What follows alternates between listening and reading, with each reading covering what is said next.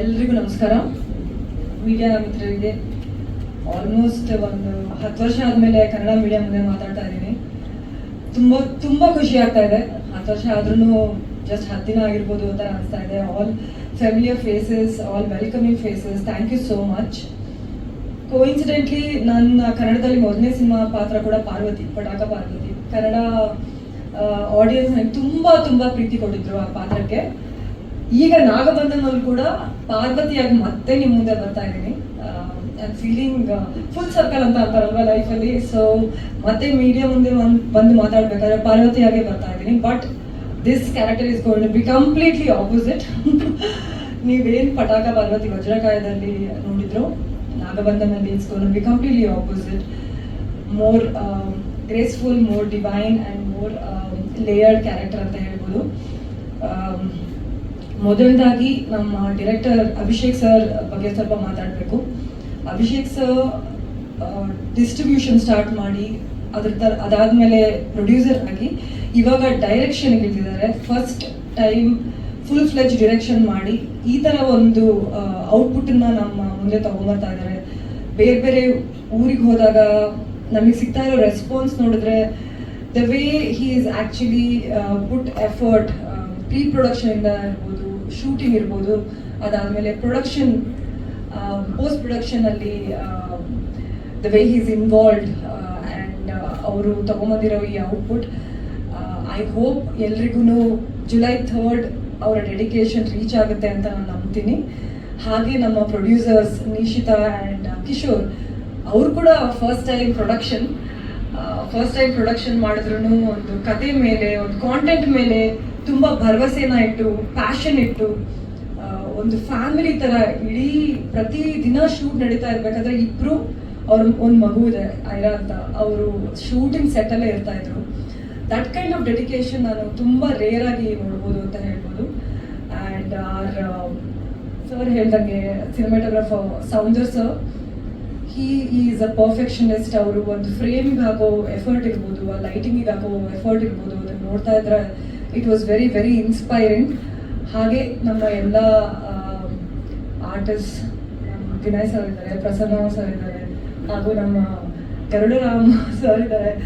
And our Virat welcome to Kannada cinemas.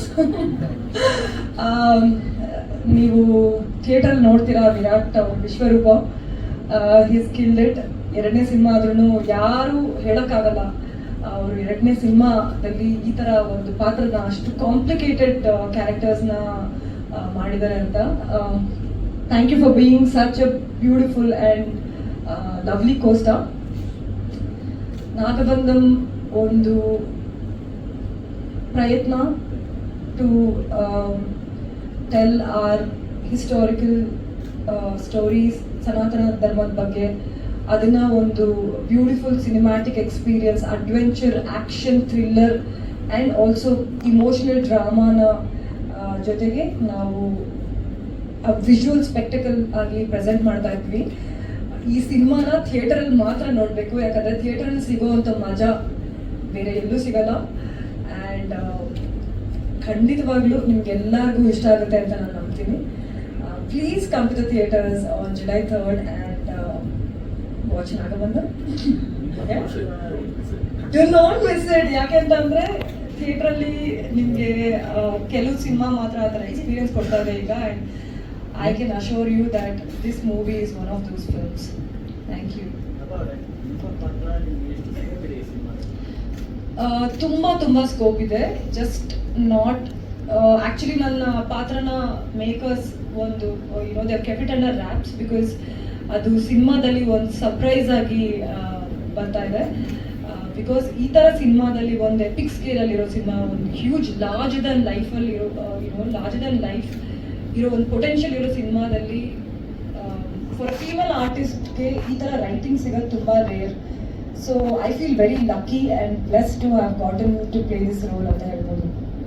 Perform ಮಾಡೋಕ್ಕೆ ಸಿಕ್ಕಿದೆ. So ಒಂದೇ ಸಿನಿಮಾದಲ್ಲಿ ಡಿಫ್ರೆಂಟ್ ಸ್ಟೈಲ್ ಆಫ್ ಆರ್ಟ್ ಫಾರ್ಮ್ನ ಎಕ್ಸ್ಪೀರಿಯನ್ಸ್ ಮಾಡೋದಕ್ಕೆ ಅಂತ ಹೇಳ್ಬೋದು. ಯಾಕೆಂತಂದರೆ ನಮ್ಮೂರೇ ಸಾಂಗ್ ನೋಡಿರ್ಬೋದು ನೀವು.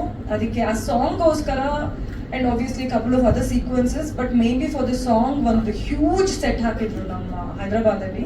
ಅನಂತ ಪದ್ಮನಾಭ ಸ್ವಾಮಿ ನೀವು ಕೇರಳದಲ್ಲಿದೆ ಟೆಂಪಲ್, ಆಲ್ಮೋಸ್ಟ್ ಸಿಮಿಲರ್ ಸೆಟ್ ಇತ್ತು. ಆ್ಯಂಡ್ ಒಂದು ಆಲ್ಮೋಸ್ಟ್ 5,000 ಜನ ಡಾನ್ಸರ್ಸ್ ಇದ್ರು ಆ ಸೆಟ್ಟಲ್ಲಿ. And authentic real Kuchipudi dancers and all of these different form of real ಡಾನ್ಸರ್ಸ್ನ ಕರ್ಕೊಂಡ್ಬಂದಿದ್ರು makers to make the expressions and everything, to get the real kind of expressions and authentic expressions ಅಂತ ಹೇಳ್ಬೋದು. So it was a great experience.